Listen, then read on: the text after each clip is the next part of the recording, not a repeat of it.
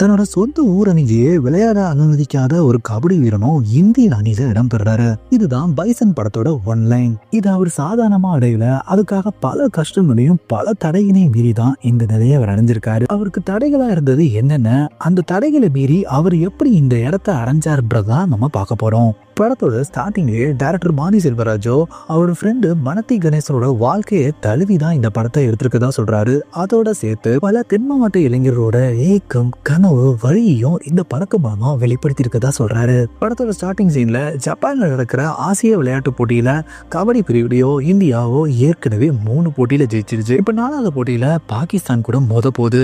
இந்த போட்டியில இந்தியா ஜெயிச்சிருச்சுன்னா அவங்களுக்கு கோல்டு கன்ஃபார்ம். இந்த நேரத்தில் தான் இந்தியன் கபடி டீம் கேப்டன் ரத்னமும் அவர் கோச் கிட்ட நல்ல ஃபார்ம்ல இருக்கிற கிட்டனுக்கு முதல் 3 மேட்ச்ல தான் நம்ம சான்ஸ் தரல, அட்லீஸ்ட் இந்த 4வது மேட்ச்லயாவது சான்ஸ் கொடுக்கலான்னு சொல்றாரு. அதுக்கு கோச்சோ பாகிஸ்தான் மேட்ச் ரொம்ப முக்கியமான மேட்ச், இதுல சீனியர் பிளேயருக்கு பதிலாக ஒரு புது பிளேயருக்கு நான் சான்ஸ் கொடுத்து ரிஸ்க் எடுக்க விரும்புறேன்னு சொல்லிடுறாரு. இதனால கேப்டன் ரத்னமும் நம்ம கிட்ட இந்த மேட்சாவது நான் விளையாட வச்சிடலாம் நான் எவ்வளவோ முயற்சி பண்ணேன், ஆனா கோச்சோ பாகிஸ்தான் பேரை சொல்லியே என் வாயை அடைச்சிட்டாரு. அது மட்டும் இல்ல, உன்னை சப்ஜெக்ட் பிளேயரை தான் இங்க கூட்டிட்டு வந்திருக்கதாவும் ஏதாவது ஒரு சீனியர் பிளேயருக்கு அடிபட்டா அதுக்கப்புறம் உன்னை இறக்கி விடலான்னு கோச் சொன்னதா சொல்றாரு.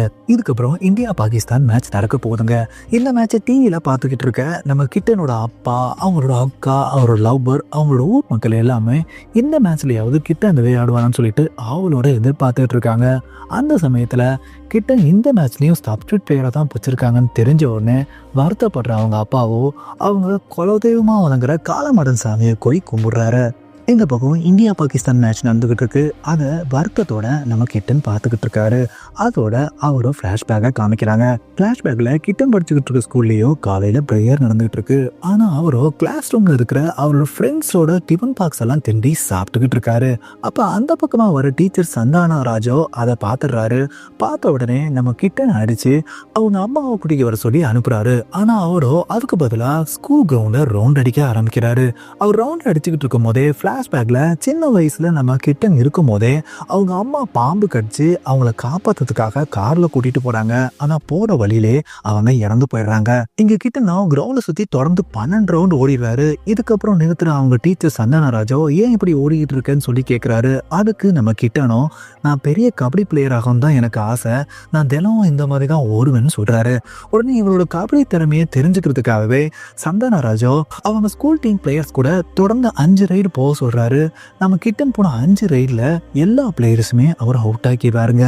கிட்டனோட திறமையை பார்த்து சந்தானராஜோ ஸ்கூல்ல இருந்து அவரோட பைக்லேயே நம்ம கிட்டனை வெளியே கூட்டிட்டு வராரு. இப்படி 2 பேரும் பைக்ல போயிட்டு இருக்கும் போதுதான் கிட்டனும் சந்தானராஜ் கிட்ட எங்க ஒரு டீம்ல விளையாடணும்னு எனக்கு ஆசை தான், ஆனா அந்த டீம்ல சேர்த்துக்க மாட்டேங்கிறாங்க. காரணம் என்னன்னா எங்க ஊர்லயே கபடினா அது சுந்தரம் அண்ணாதான், அவரை பார்த்துதான் எனக்கு கபடி விளையாடணும் ஆசையே வந்துச்சு. அவர் தான் எங்க ஒரு டீம் கேப்டன், அவர் என்னோட சொந்தக்காரர் தான், ஆனா அவருக்கும் எங்க அப்பாவுக்கும் ஆகாது.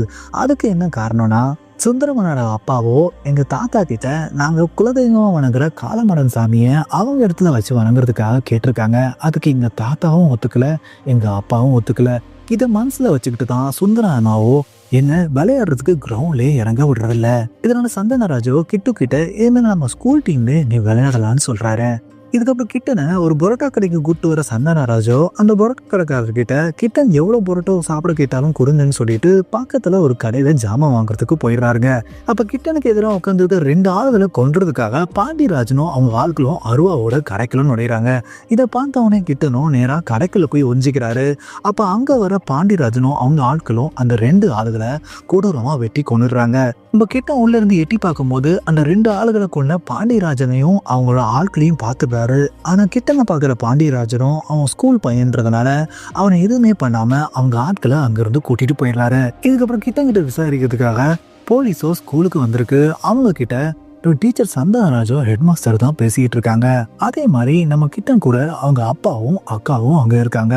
அப்ப கிட்டனோட அப்பா வேலுசாமியோ கிட்ட நீ பாண்டியராஜா பார்த்ததாவும் அவர் கொலை செஞ்சதையும் போலீஸ் கேட்டாலும் சரி யார் கேட்டாலும் சரி சொல்லதுனான்னு சொல்றாரு. அப்ப கிட்டனும் பாண்டியராஜன் நல்லவன் சொன்ன அப்படியே 2 பேரை கொலை பண்றாரு. அப்புறம் பேப்பர்ல பாண்டியராஜாவுக்கும் கந்தசாமிக்கும் சண்டன் போட்டிருக்கு, அதுக்கான காரணம் என்னன்னு சொல்லி கேட்கிறாரு. அப்ப வேலுச்சாமியோ நம்ம ஊர்ல வயலுக்கு நடுவில் வேலி, இடங்களுக்கு நடுவில் வேலி, ஏன் மக்களுக்கு இடையில கூட வேலி இருந்துச்சு. அந்த வேலியெல்லாம் பேர்த்து எரிஞ்சிட்டு வந்தவர் தான் பாண்டியராஜா. இதனால நம்ம மக்கள் எல்லாம் சப்போர்ட்டா அவருக்கு பின்னாடி ஏனாங்க. அவரும் நம்ம மக்களுக்காக ஒவ்வொரு ஊர்லயும் நியாயம் கேட்க ஆரம்பிச்சாரு. இதனால அவருக்கு நிறைய எதிரிகளும் உருவானாங்க. அப்போ ஒரு நாள் பெரிய குளத்துல இருக்க குளத்துல மீன் பிடிக்கிறதுக்கான ஏலம் நடந்துட்டு இருந்துச்சு. அந்த ஏலத்துல கலந்தவங்க எல்லாமே தூத்துக்குடியை சேர்ந்த பாலமுருகனுக்கு கொடுக்கறதுக்காக முடிவு பண்ணியிருந்தாங்க.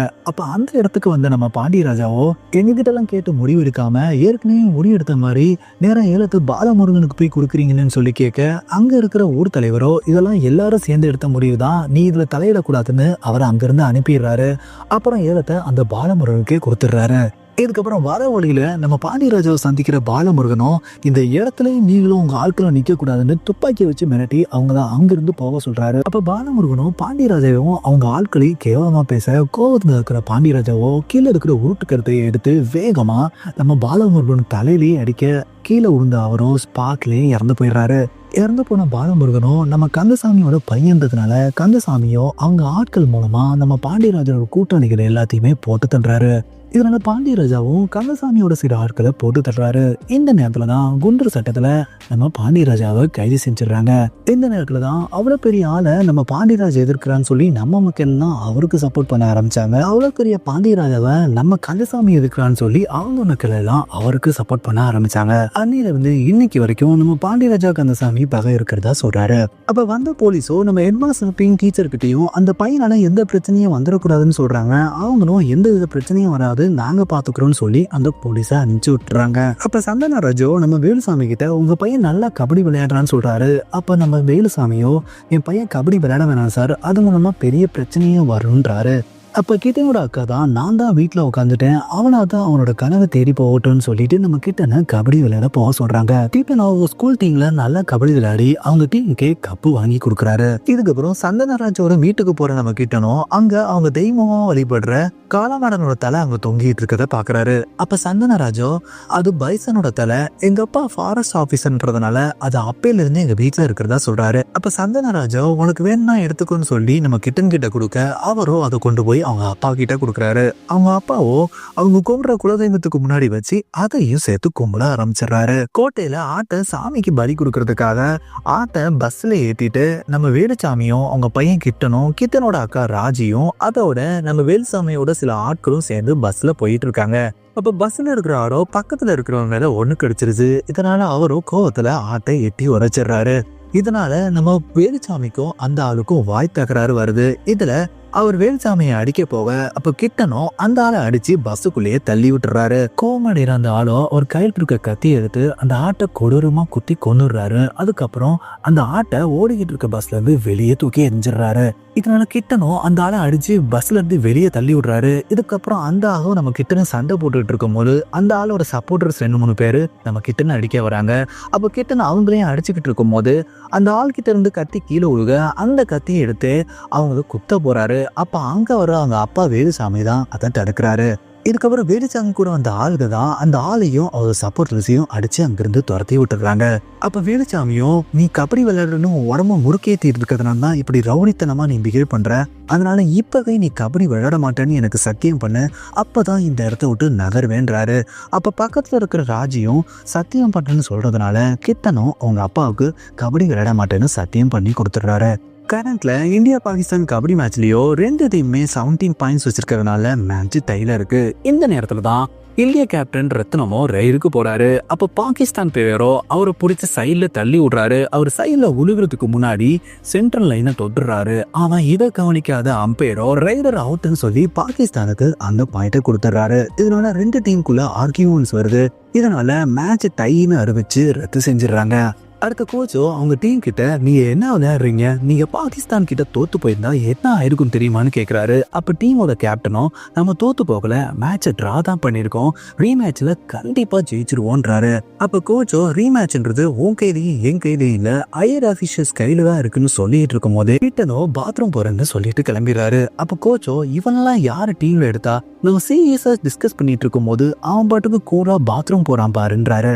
இதுக்கப்புறம் மறுபடியும் ஃபிளாஷ்பேக்ல பாத்தீங்கன்னா வயக்காட்டுக்கு நடுவுல இருக்கிற சேத்து தண்ணியில நம்ம கிட்டனும் சில சின்ன பசங்களும் சேர்ந்து விளையாண்டுகிட்டு இருக்காங்க. அப்ப கிட்டன இருக்கிற ராஜியோட ஃப்ரெண்டு ராணியும் அங்க வந்து அந்த பசங்களை அங்கிருந்து போக சொல்லிட்டு கிட்ட பேச போகும்போது கிட்டனும் உனக்கு எங்க அக்கா வயசு இருக்கும், நீ இங்க தனியா மீட் பண்ண வர, உடனே இருந்து கிளம்புன்றாரு. அப்ப ராணியும் எனக்கு வயசை பத்தி எல்லாம் கவலை கிடையாது, உங்க அக்கா ஆசைப்படும் போது நான் ஆசைப்படக்கூடாதா, உங்க அக்காவை பத்தி நீ முழுசா தெரிஞ்சுக்கணும்னா அவளோட பொட்டியை தந்து பாருன்றாங்க. அப்ப கேட்டனும் எனக்கே பல பிரச்சனை இருக்கு, புதுசா ஒரு பிரச்சனையை சேர்த்து விடாத, உடனே இங்கிருந்து கிளம்புன்றாங்க. அப்ப ராணியும் நான் இங்கிருந்து போக முடியாதுன்னு சொல்லிட்டு நம்ம கிட்டனை கட்டி பிடிச்சபடியே சேத்து தண்ணியில சேர்ந்த மாதிரி விழுந்துடுறாங்க. இதுக்கப்புறம் 2 பேரும் உருண்டு பொருள்றாங்க. இதை அங்க இருக்கிற சின்ன பசங்களும் பார்த்துட்டு போய் நம்ம ராணியோட அண்ணன் சுந்தரத்துக்கிட்ட சொல்லிடுறாங்க. அப்ப ராணியும் கிட்ட நானும் அக்கா ராஜி எழிலரசன் 3 பேருமே ஒரே கிளாஸ்ல தான் படித்தோம், எழிலரசனை உங்க அக்கா விரும்பலாம், உங்க அக்கா சரியா படிக்காட்டியும் எழிலரசனை பார்க்கறதுக்காகவே தினமும் ஸ்கூலுக்கு வருவா, அதே மாதிரி எழிலரசனும் சரியா படிக்காட்டியும் தினமும் ஸ்கூலுக்கு வந்து உங்க அக்காவே வரைஞ்சிக்கிட்டு இருப்பான். இந்த நேரத்துல தான் ஒரு நாள் எழிலரசனும் பனைமரத்துல இருந்து கீழே வந்து இறந்து போயிட்டதா சொன்னாங்க.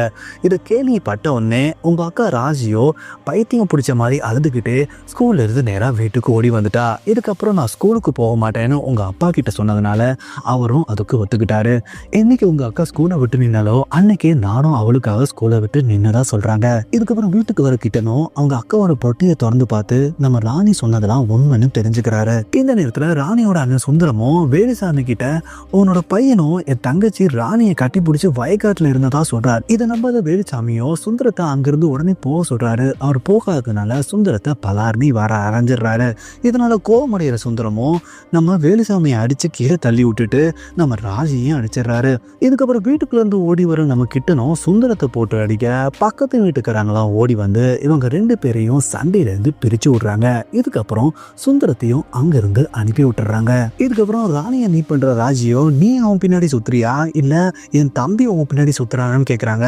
அப்ப ராணியும் நான் தான் அவனை விரும்புறேன், அதுக்கு காரணமா ஒரு பிளாஷ்பேக் சொல்றாங்க. சின்ன வயசுல இவங்க 3 பேரும் சேர்ந்து ஒரு இடத்துல விளையாண்டுட்டு இருக்கும் போது ராணிக்கு காலில் அடிபட்டுருது. அப்ப நம்ம கிட்டன்னா அவர் தூக்கிட்டு போய் காப்பாத்துறாரு. அன்னையில இருந்து அவரை விரும்ப ஆரம்பிச்சதா சொல்றாங்க. அப்ப ராஜியோ நீ தான் அவனை விரும்புற, அவன் விரும்புறல, அதனால அவனை விட்டுன்னு சொல்றாங்க. அப்ப அவனும் என்ன விரும்புறான்னு சொல்லி இன்னொரு பிளாஷ்பேக் சொல்றாங்க.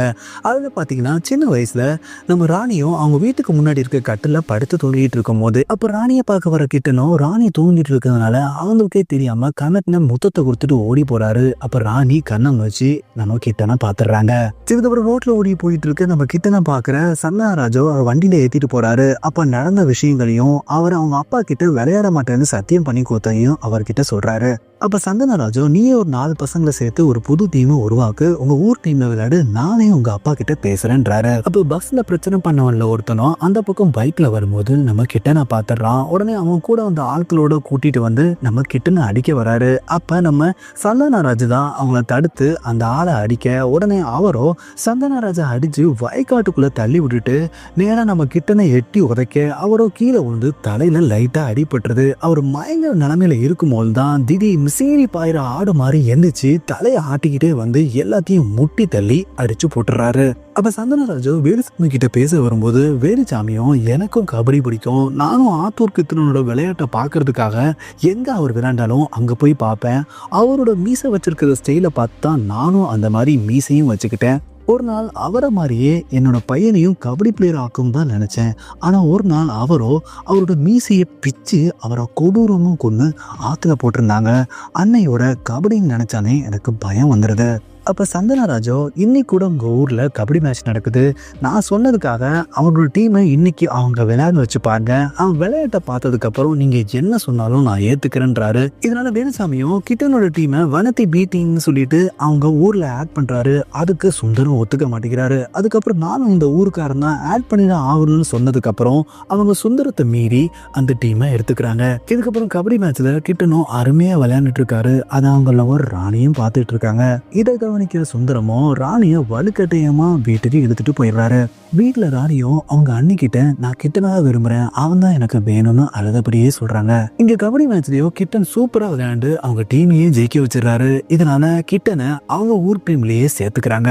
இதுக்கப்புறம் வேலுச்சாமியும் அவங்க பையனை ஒவ்வொரு மேட்சுக்கு கூட்டிட்டு போகும் போதும் அவங்க பையனோட பாதுகாப்புக்காகவே அவரோட இடுப்புல கத்திய வச்சுதான் கூட்டிட்டு போறாரு. இதுக்கப்புறம் கிட்டனும் ஊர் டீம்ல விளையாண்டு நிறைய மேட்ச் ஜெயிச்சு கப்பெல்லாம் தூக்கிட்டு வராரு. ஆனா +2ல ஃபெயில் ஆயிடுறாரு. இதுக்கப்புறம் பெரிய கபடி போட்டியை ஆரம்பிச்சு வைக்கிறதுக்காக நம்ம பாண்டியராஜா வரப்போறதா சொல்றாங்க. அவரும் அன்னைக்கு சாயங்காலம் பாலத்து மேல வந்துகிட்டு இருக்கும் போதே கந்தசாமியோட ஆட்களோ எதிரில வந்து குண்டை தூக்கி காருக்கடியில போடுறாங்க. இதனால தூக்கி வீசப்படுற அந்த காரம் பாலத்துக்கு அடியில இருக்கிற மண் தரையில போய் சரிஞ்சு உழுகுது. அப்ப சரிஞ்ச காருக்குள்ள இருந்து அருவாவை தூக்கிக்கிட்டு பாண்டியராஜன் வெளியே வர ட்ரை பண்ணும் போது மறுபடியும் அந்த காரை நோக்கி ஒரு குண்டை போடுறாங்க. அப்ப அந்த காருக்குள்ளேயே அவர் போயிடுறாரு. இதுக்கப்புறம் ஸ்பாட்டுக்கு வர நம்ம கந்தசாமி கிட்ட அவங்க ஆட்களோ உள்ள இறங்கி நம்ம பாண்டியராஜாவை துண்டு துண்டா வெட்டி போட்டலான்றாரு. அவரும் அவன் துடிக்க சாகட்டும், சப்போஸ் அவன் தப்பிச்சு வந்தா மறுபடியும் அவனை ஓட விட்டு விரட்டி கொல்லலான்னு சொல்லிட்டு அவரும் ஒரு குண்டு எடுத்து காரை நோக்கி போட்டுட்டு அங்கிருந்து கிளம்பி போறாரு. இந்த விஷயம் தெரியாதவங்களோ அவர் கபடி போட்டியை ஆரம்பிச்சு வைப்பாருன்னு சொல்லிட்டு எல்லாம் வெயிட் பண்ணிட்டு இருக்காங்க. அங்க நம்ம கிட்டனும் வெயிட் பண்ணிட்டு இருக்காரு. இந்த விஷயத்தை தெரிஞ்சுக்கிற வேலுசாமியும் அவசரத்துல கத்தி எடுக்க மறந்துட்டு நேரா அவங்க பையன் இருக்கிற ஸ்பாட்டுக்கு சைக்கிள்ல வந்து சேர்றாரு. அவங்க பையன் கிட்ட விஷயத்த சொல்லிட்டு அவர் அங்கிருந்து வேகமா சைக்கிள்ல கூட்டு போயிட்டு இருக்காரு. இதுக்கப்புறம் அந்த கபடி நடத்துற இடத்துக்கு வர போலீஸோ நம்ம பாண்டியராஜாவை போட்டுட்டாங்கன்னு சொன்ன உடனே அவங்க சப்போர்ட்டர்ஸ் எல்லாம் கொந்தளிச்சு அங்க இருக்கிற பொருட்களையும் டியூப்லைட்டையும் அடிச்சு நொறுக்குறாங்க. இங்க வேலுசாமியும் அவங்க பையனை சைக்கிள்ல அவங்க ஊர்கிட்ட நெருங்கும் போது அன்னைக்கு பஸ்ல பிரச்சனை பண்ண அந்த ஆளோ அவங்க ஆட்களை கூட்டிட்டு வந்து இவங்களை வழி மறிச்சு அவங்கள அடிக்க போறாங்க. அப்ப வேலுசாமியும் கிட்டனும் அவங்க ஆட்கள்ல 2-3 பேரை அடிச்சாலும் இதுக்கப்புறம் வேலுசாமியை 2-3 பேர் சேர்ந்து அடிக்கிறாங்க. அந்த நேரத்துல நம்ம கிட்டனை எட்டி உதைக்க அவரு பக்கத்துல இருக்கிற வயக்காட்டுக்குள்ள போய் உழுகுறாரு. அங்க 2-3 பேர் சேர்ந்து அவர் கை காலை பிடிச்சி அவரோட ஒரு கையை உடைச்சு விட்டுறாங்க. இவரோட சத்தம் கேட்டு பக்கத்துல இருக்கிறவங்க ஊர் மக்கள்லாம் அவங்கள நோக்கி ஓடி வர இவங்க எல்லாருமே எஸ்கேப் ஆயிடுறாங்க. இதுக்கப்புறம் கோவமானியர் வேலுச்சாமியோ அவங்க வழங்குற காலமாட்டனோட தலையே ஆத்துல தூக்கி போட்டுறாரு. இதுக்கப்புறம் கிட்டனும் இந்த நிலைமைக்கு என்ன ஆளாக்கணும்னு தெரிஞ்சுக்கிட்டு அவனை எதையாவது பண்ணணும்ன்றாரு. அப்ப சந்தானராஜோ நீ விளையாடுற கபடிக்கு மரியாதை கொடுக்கறனா இதை எல்லாத்தையும் மறந்துட்டு உன் கையை சரி பண்ணிட்டு மறுபடியும் கபடி விளையாடுற வேலையை பாருங்க அட்வைஸ் பண்றாரு. இதுக்கப்புறம் சந்தானராஜோ வேலுசாமி கிட்ட இப்ப நீங்க ஓகேன்னு சொன்னா நாளைக்கு நடக்கிற திருச்செந்தூர்ல உள்ள கபடி மேட்ச்ல உங்க பையன் டீமை விளையாட வைக்கிறேன்றாரு. அதுக்கு வேலுசாமி ஒத்துக்கிட்டு அடுத்த நாளே அவரோட இடுப்புல கத்தியை சொருவிக்கிட்டு அவங்க பையனை அந்த இடத்துக்கு கொண்டு போய் சேர்க்கிறாரு. அங்க இருக்கிற கந்தசாமியோட டீமும் கிட்டனோட டீம் லோக்கல் டீம்னு சொல்லிட்டு அவங்க கூட விளையாட மறுக்கிறாங்க. அப்ப இந்த டீமை கொண்டு வந்தது சந்தானராஜன் தெரிஞ்சுக்கிட்ட கந்தசாமியும் அவங்க டீமை அவங்களோட விளையாட சொல்றாரு. இந்த மேட்ச்ல கிட்டனோட டீம் சரியா விளையாடட்டியும் கிட்டனோ ஒத்த கையை வச்சுக்கிட்டு நல்லா விளையாண்டி அவங்க டீம்ஸ்க்கு பாயிண்ட்ஸ் சேர்த்துறாரு.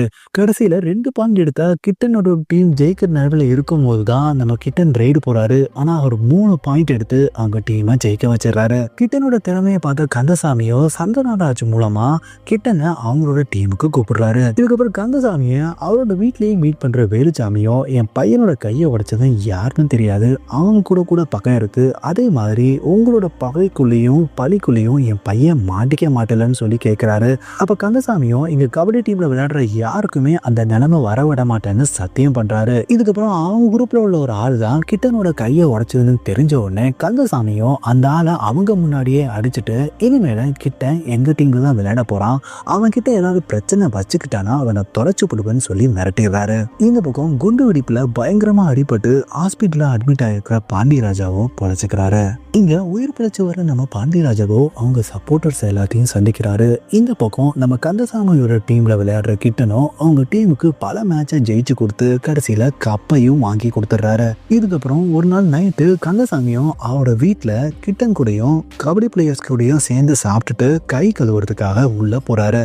அப்ப அவங்க வீட்டுக்கு முன்னாடி வர பாண்டியராஜாவோ கந்தசாமியை கொள்றதுக்காக அவங்களோட ஆளை வீட்டுக்குள்ள இறக்குறாரு. அவங்க அருவாவோட ஓடி வரவதை பாக்குற நம்ம கிட்டனும் ஒரு இடத்துல போய் ஒளிஞ்சுக்கிறாரு. உள்ள வர நம்ம பாண்டியராஜா ஆட்களோ கந்தசாமியோட 2 ஆட்களை குத்தி கொன்னுடுறாங்க. இதை வீட்டுக்குள்ள இருந்து பாக்குற கந்தசாமியும் அவங்க நோக்கி துப்பாக்கியால சுட அவங்க எல்லாம் தெரிச்சு ஓடி போயிடுறாங்க. அப்ப கந்தசாமியும் அவரோட அசிஸ்டன்ட் கிட்ட எப்படி இவங்க இந்த இடத்துக்கு வந்தாங்கன்னு சொல்லி கேட்க அவரும் நம்ம கிட்டனு தான் பாக்குறாரு. உடனே நம்ம கந்தசாமியும் கிட்டனை தனியா கூப்பிட்டு நான் சொல்லும் போது நீங்க வந்தா போதும் உடனே இங்க இருந்து கிளம்புன்னு அவரை அனுப்பிடுறாரு. இதுக்கப்புறம் வீட்டுக்கு வர கிட்டனும் அவங்க அப்பா கிட்ட இன்னைக்கு கந்தசாமியை கொல்றதுக்கு ஆட்கள் வந்தாங்க, ஆனா அவங்க ஓடி போயிட்டாங்க. ஆனா அங்க இருக்கிறவங்க எல்லாமே என்னதான் சந்தேக கண்ணோட பார்த்தாங்க. இதை என்னால ஹேண்டில் பண்ணவே முடியல, அதனால இனிமேல கபடி விளையாட வேணாம்னு முடிவு பண்ணிட்டதா சொல்றாரு. அடுத்த நாள் கிட்டனும் நம்ம கந்தசாமியை சந்திச்சு நான் கபடி விளையாட போறவே இல்லைன்னு சொல்றாரு. அவரும் நீ ஏன் டீம்ல விளையாட வேண்டாம், நான் பேப்பர் மில் டீமுக்கு உனக்காக சொல்லியிருக்கேன், அங்க போய் நீ விளையாண்டா போதும், இதனால நீ என்னை சந்திக்க வரவே வேண்டாம், இதுதான் நம்மளோட கடைசி சந்திப்பு, நீ கபடியில பெரிய அளவுல வந்தா அது எனக்கு ரொம்ப சந்தோஷம்னு சொல்லிட்டு அங்க இருந்து கிளம்பிடுறாரு. இப்போ கரண்ட்ல பாத்தீங்கன்னா இந்தியா டீமும் பாகிஸ்தான் டீமும் ரீமேட்சுக்கு ஒத்துக்கிட்டதுனால நாளைக்கே ரீமேட்ச் நடக்க போறதா நியூஸ்ல அறிவிக்கிறாங்க. அப்ப இந்தியன் கோச்சோ கேப்டன் கிட்ட என்னோட பர்மிஷன் இல்லாம ரீமேட்சுக்கு எதுக்கு ஒத்துக்கிட்டேன்னு கேட்கிறாரு. அவரோ ரீமேட்ச்ல நம்ம கண்டிப்பா ஜெயிப்போம், அப்படி ஜெயிக்காட்டி நான் 23வது மாடியில இருந்து கீழே குதிச்சிடுறேன்னு சொல்லி அவர்கிட்ட சொல்லிடுறாரு. இப்ப மறுபடியும் பிளாஷ்பேக்ல பாத்தீங்கன்னா நம்ம கிட்டனும் பேப்பர் மில் டீம்ல விளையாண்டுட்டு இருக்காரு. அங்க இருக்கும்போது பிளாஷ்பேக்ல அவர் ஊரை விட்டு கிளம்பி வரும்போது ராணியும் நீ எந்த ஊருக்கு போனாலும் சரி இந்த ஊர்ல உனக்காக காத்துக்கிட்டு இருப்பேன்னு சொல்லியிருப்பாங்க, அதை அவர் நினைச்சு பாக்குறாரு. இதுக்கப்புறம் கிட்டன் சாப்பிட்டுட்டு இருக்கும்போது அவர் டீம்ல இருக்கிற ஒருத்தரோ நீங்க வரதுக்கான தகுதியே இல்லைன்னு சொல்லி அவரை கேவலமா பேச கிட்டனும் அவரை அடிச்சிடுறாரு. இதனால பேப்பர் மில் டீம்ல இருக்கிற கோச்சோ இங்க இருக்கிறவங்க எல்லாமே உன்னை கேவலமா பேசிட்டு தான் இருப்பாங்க, அதையெல்லாம் தாண்டி தான் நீ சாதிக்கணும்னு சொல்லி அவர்கிட்ட அட்வைஸ் பண்றாரு. இதுக்கப்புறம் கிட்டனும் நாளைக்கு நடக்கிற மேட்ச்ல நல்லா விளையாடணும்னு சொல்லிட்டு நைட்டே கிரவுண்ட்ல ரொம்ப நேரமா ரவுண்ட் அடிச்சுக்கிட்டு இருக்காரு. இதை பாக்குற பேப்பர் மில்லோட கோச்சோ ஏற்கனவே தமிழ்நாடு செலக்ஷன் லிஸ்ட் அனுப்பிச்சிட்டாங்க, அதுல உன்னோட பேர் இல்ல, அதனால நாளைக்கு விளையாடுற விளையாட்டுல நீ சாதாரணமா விளையாண்டா போதும்னு சொல்றாரு. உடனே கிட்டனும் அவங்க அப்பாவுக்கு ஃபோன் பண்ணி இந்த விஷயத்த சொல்ல அவரோ நீ நாளைக்கு கேம்ல நல்லபடி விளையாட மத்ததை பாத்துக்கலான்னு சொல்றாரு. இதுக்கப்புறம் அடுத்த நாள் காலையில வேலுச்சாமியோ அவங்க பையன் ஜெயிக்கிறதுக்காக பயங்கரமா சாமி ஆடி முடிக்கிறாரு. அதே நேரத்துல இங்க கேம்ல நம்ம கிட்டனும் பயங்கரமா நல்லபடி விளையாடுறாரு. கிட்டோட கேமை பார்த்தா அங்க வந்த செலக்ஷன் கமிட்டி மெம்பர் காந்திபனும் அவரோட ஹேண்டிகேப் டாக்டரும் கிட்டனோட பேரை தமிழ்நாடு லிஸ்ட்ல சேர்த்தது மட்டும் இல்லாம இந்த விஷயத்தை நேர்ல நம்ம கிட்டனை மீட் பண்ணி சொல்றாங்க. இதனால ஷாக் ஆன நம்ம கிட்டனும் அவங்க அப்பாவுக்கு ஃபோன் பண்ணி சொல்ல அவரும் சந்தோஷப்படுறாரு. ஊர்ல அடுத்த நாளே நம்ம ராணிக்கு நிச்சயதார்த்தம் நடக்க போறத கேள்விப்படுற வேலுசாமியும் ஊர் மக்கள் மூலமா நம்ம சுந்தரத்துக்கிட்ட என்னோட சாமியை கூட நான் விட்டு கொடுத்துட்றேன், என்னோட பையனுக்கே அவங்க தங்கச்சியை கட்டி கொடுன்னு சொல்லி கேட்டு பாக்குறாரு. ஆனா நம்ம சுந்தரமும் கிட்டனும் நம்ம எதிரியோட காலை பிடிச்சி மேல முன்னேறி வந்தவன், அவனுக்கு நிச்சயமா என் தங்கச்சியை கொடுக்க மாட்டேன்னு ஸ்ட்ரிக்டா சொல்லிடுறாரு. இதுக்கப்புறம் ராணியோ கிட்டனுக்கு போன் பண்ணி நாளைக்கு ராணிக்கு நிச்சயதார்த்தம்னு சொல்றாரு. உடனே கிட்டனும் ரொம்ப வருத்தப்படுறாரு. அதே மாதிரி அடுத்த நாளே நம்ம ராணிக்கு வேறோட மாப்பிள்ளையோட நிச்சயதார்த்தம் நடக்குது. நிச்சயதார்த்தம் முடிஞ்ச கையோட ராணியும் அங்க இருந்து நம்ம வேலுச்சாமியோட வீட்டுக்கு ஓடி வராங்க. ஆனா அங்க வர சுந்தரமும் அவரோட தங்கச்சிய வலுக்கட்டாயமா இழுத்து எப்படியோ அவரோட வீட்டுக்கு கூட்டிட்டு போயிடுறாரு. இதுக்கப்புறம் தமிழ்நாடு டீம்ல விளையாடுற கிட்டனும் பல மேட்சை ஜெயிச்சு கொடுத்து அவங்களது கப்பையும் வாங்கி கொடுக்குறாரு. அப்படி இருந்தும் இந்தியன் டீம் செலக்ஷன்ல அவரோட பேரை செலக்ட் பண்ணல. இதனால செலக்ஷன் கமிட்டியில இருக்கிற காந்திபனும் எவ்வளவோ பேசி பார்க்கறாரு. அப்படி இருந்தும் கடைசியா அவரோட பேரை செலக்ட் பண்ணல. எங்க ஊர்லயோ பாண்டியராஜோட தலைமையில தான் ராணுவோட கல்யாணம் நடக்க போகுது. அப்ப அவங்களோட அண்ணியோ ராணி வேற ஒரு பையனை விரும்புறா, வலுக்கட்டாயாம தான் இந்த மாப்பிள்ளைக்கு கல்யாணம் பண்ணி கொடுக்குறாங்கன்னு பாண்டியராஜ் கிட்ட சொல்லிடுறாரு. அப்ப ராணியோ பாண்டியராஜ் கிட்ட நான் ஒரு கபடி பிளேயரை தான் விரும்புறேன், அவர் இந்தியா டீமுக்கே விளையாட போறாருன்னு சொல்றாரு. அப்ப அவங்க அண்ணன் சுந்தரமும் அவன் நம்ம எதிரியோட காலை பிடிச்சிதான் மேல வந்தான்னு சொன்ன உடனே அவன் யாரு காலை பிடிச்சா என்ன, அவன் திறமையில தான் மேல வந்திருக்கான், அதனால ஊருக்கு அவன் எப்ப வரணும் அப்ப நமக்கு ராணிக்கு அவனுக்கும் கல்யாணம், இதை தவிர வேற ஏதாவது நீ செய்ய ட்ரை பண்ணா நானே உன் தோலை உரிச்சிருவேன்னு சொல்லிட்டு அங்கிருந்து கிளம்பிடுறாரு. இதுக்கப்புறம் காந்திபனும் நம்ம கிட்ட நீ இந்தியா டீம்ல செலக்ட் ஆகலன்னு சொன்ன உடனே அவரும் அப்செட் ஆகி வெளியே ஓட ஆரம்பிக்கிறாரு. இதே விஷயத்த காந்திபன் அவங்க பொண்ணு கிட்ட சொல்ல அவங்களோ கிட்டனும் எவ்வளோ கஷ்டப்பட்டு இந்த இடத்துக்கு வந்திருக்கான், நம்மள மாதிரி உள்ளவங்க தான் அவனுக்கு சப்போர்ட் பண்ணும், அதனால உங்க வேலையே போனாலும் பரவாயில்ல எப்படியாவது கிட்டனுக்கு ஹெல்ப் பண்ணுங்கன்னு அவர் சொல்றாங்க. பாண்டியராஜவோ அவங்க குரூப்ல இருக்கிற ஒரு பெரியவர் உடம்பு முடியாம இருக்கிறதுனால அவரை பாக்குறதுக்காக வீட்டுக்கு வராரு. ஆனா அவங்க பொண்ணும் கந்தசாமி ஆத்தோட கூட்டு சேர்ந்துட்டு வீட்டுக்கு வெளியே போய் கதவை சாத்தி விட்டுறாங்க. அப்ப வீட்டுக்குள்ள இருக்கிற கந்தசாமி ஆட்கள் எல்லாமே நம்ம பாண்டியராஜா வெட்டி கொண்டுடுறாங்க. அப்ப வீட்டுக்கு வெளியே இருக்க அந்த பெரியவரோட பொண்ணும் கார்ல ஏறி அங்கிருந்து எஸ்கேப் ஆகி போயிடுறாங்க. பாண்டியராஜ் இறந்து போன விஷயம் வேலுசாமிக்கு தெரிய வருது. அதே நேரத்துல வீட்டுக்கு வர நம்ம கிட்டனும் நான் இந்திய டீம்ல செலக்ட் ஆகாதனால என்னை வீட்டுக்கு அனுப்பிச்சுட்டா சொல்றாரு. இதுக்கப்புறம் பாண்டியராஜா இறந்து போன விஷயத்த தெரிஞ்சுக்கிற சுந்தரமும் அழுதுகிட்டு வீட்டுக்கு வராரு. அங்க அவன் தங்கச்சி ராணி தான் சமாதானப்படுத்துறாங்க. அடுத்த கிட்டனோட வீட்டுக்கு வர ராணியும் போலீஸ் ஊருக்குள்ள வர போறதா சொல்றாங்க. உடனே வேலுச்சாமியும் போலீஸ் வந்தா உங்க மேல கேஸ் கூட போற சான்ஸ் இருக்கு, அதனால உடனே ஊரை விட்டு கிளம்புன்றாரு. ஆனா கிட்டன் முடியாதுன்னு சொல்றாரு. இந்த நேரத்துல தான் நம்ம காண்டீபனோட டாக்டர் புஷ்பாவும் வேலுச்சாமிக்கு ஃபோன் பண்ணி ஃபைனல் லிஸ்ட்ல நம்ம கிட்டனோட பேரு இந்திய டீம்ல செலக்ட் ஆயிடுச்சு, அதனால உடனே இன்னைக்கு நைட்டே அவனை ஊருக்கு கிளப்பி விட்டுருங்கன்னு சொல்றாங்க. இதனால வேலுச்சாமியோ இடுப்புல கத்திய வச்சுக்கிட்டு அவங்க பையனை கூட்டிட்டு போறதுக்காக கிளம்புறாரு. அதுக்கு முன்னாடி கிட்டனும் நம்ம ராணிக்கு லிப் டு லிப் கிஸ் அடிச்சுட்டு அதுக்கப்புறம் அவங்க அப்பா கூட சேர்ந்து கிளம்புறாரு. இங்க வெளியில பாத்தீங்கன்னா நம்ம பாண்டியராஜோட சப்போர்ட்டர்ஸும் ரோட்ல போற பஸ் காரை எல்லாத்தையுமே அடிச்சுன்னு இருக்கிறாங்க. இன்னொரு பக்கம் கந்தசாமியோட அசிஸ்டன்ட் கந்தசாமி எங்க இருக்கிறான்னு சொல்லி போலீஸ்க்கு இன்ஃபார்ம் பண்ணிடுறாரு. உடனே போலீஸும் அந்த இடத்துக்கு வந்துடுறாங்க. போலீஸை பார்த்த உடனே கந்தசாமி அவங்கள நோக்கி துப்பாக்கி நீட்ட உடனே போலீஸும் நம்ம கந்தசாமியை சுட்டு கொண்டுடுறாங்க. இந்த விஷயம் தெரிஞ்சு கந்தசாமி ஆட்களோ போலீஸ் ஸ்டேஷனையே அடிச்சுன்னு இருக்காங்க. இதுக்கப்புறம் வேலுச்சாமியும் கிட்டனும் வயல்வெளியே நடந்து வந்துட்டு இருக்கும் போது அங்க இருக்கிற போலீஸோ இவங்களை தடுத்து நம்ம செக் பண்றாங்க. அப்ப நம்ம வேலுசாமியோட இடுப்புல கத்தி இருக்கிறத பார்த்துட்டு இவர் கலவர கும்பல் நினைச்சுக்கிட்டு அங்க இருக்கிற போலீஸோ நம்ம வேலுசாமியை அடிச்சிடுறாரு. இதனால நம்ம கிட்டனும் அந்த போலீஸை திருப்பி அடிக்க அங்க இருக்கிற கான்ஸ்டபிளும் போலீஸும் இவங்க 2 பேரையும் போட்டு அடிச்சுக்கிட்டு இருக்காங்க. இந்த நேரத்துல அங்க வர உயர் அதிகாரியோ இவங்க 2 பேரும் யாருன்னு கேட்கும் போது உயர் அதிகாரிக்கு பின்னாடி இருக்கிற கான்ஸ்டபிளோ இவர் தான் வானதி கிட்டான், பெரிய கபடி பிளேயர், இந்திய டீம் கூட செலக்ட் ஆயிருப்புன்னு சொல்றாரு. இந்த விஷயத்தை தெரிஞ்சவொடனே உயர் அதிகாரியே ஜீப்ல நம்ம கிட்டனை அங்க இருந்து வழி அனுப்பி வைக்கிறாரு. இப்ப கரெக்ட்ல பாத்தீங்கன்னா இந்தியா பாகிஸ்தான் ட்ரீம் மேட்ச் நடக்க போகுது. அப்ப இந்தியன் டீம் கேப்டனும் நம்ம கோச்சை கன்சல்ட் பண்ணாமலே பிளேயிங் லிஸ்ட்ல நம்ம கிட்டனோட பேரை சேர்த்துடுறாரு. இதனால ஏன்னு அவர் கேட்கும் போது இது என்னோட டீம், இது என்னோட ரெஸ்பான்சிபிலிட்டி, அப்படி நான் தோத்து போயிட்டேன்னா நானே இந்த மாடியில இருந்து குதிச்சு செத்து போயிடுறேன்னு சொல்லிடுறாரு. அடுத்தது இந்தியன் பாகிஸ்தான் மேட்ச் ஸ்டார்ட் ஆகுது. நம்ம கிட்டனோட முதல் ரைட்லே அவர் அவுட் ஆக்கி வெளியே உட்கார வச்சிடுறாங்க. இதுக்கப்புறம் இந்தியன் கேப்டன் ஒருத்தர் அவுட் ஆக்கினதுக்கு அப்புறம் தான் அவர் உள்ள வராரு. ஆனா அதுக்கப்புறம் அவர் போவர் ரைட்ல நல்ல பாயிண்ட்ஸை இந்தியன் டீமுக்கு வாங்கி கொடுக்கறதுனால ஆஃப் டைம்ல 3 பாயிண்ட் பாகிஸ்தானோட லீட்ல இருக்காங்க. ஆனா செகண்ட் ஹாஃப்ல இந்தியாவோட பாகிஸ்தான் பெட்டரா விளையாடுறதுனால பாயிண்ட்ஸ் டேபிள்ல 2 பேருமே 27ல வந்து நிக்கிறாங்க. இதுக்கப்புறம் மேட்ச் முடியறதுக்கு 3 நிமிஷம் தான் இருக்கு. இதனால இந்தியன் கேப்டனும் நம்ம கிட்டவும் சேர்ந்து ஒரு பாகிஸ்தான் பையில ரைடு வரும்போது பிடிக்கலான்னு ட்ரை பண்றாங்க. ஆனா அவர் இவங்களை மீறி கோட்டை தொட்டுறதுனால 2 பேரும் அவுட் ஆகி வெளியே வந்துடுறாங்க. அப்ப பாகிஸ்தான் 30 பாயிண்ட்லையும் இந்தியா 27 பாயிண்ட்ல இருக்கும்போது தான் ஒரு பாகிஸ்தான் பிளேயர் ரைடுக்கு வரும்போது இந்திய டீம் பிடிச்சி 1 பாயிண்ட்டை வாங்குறாங்க.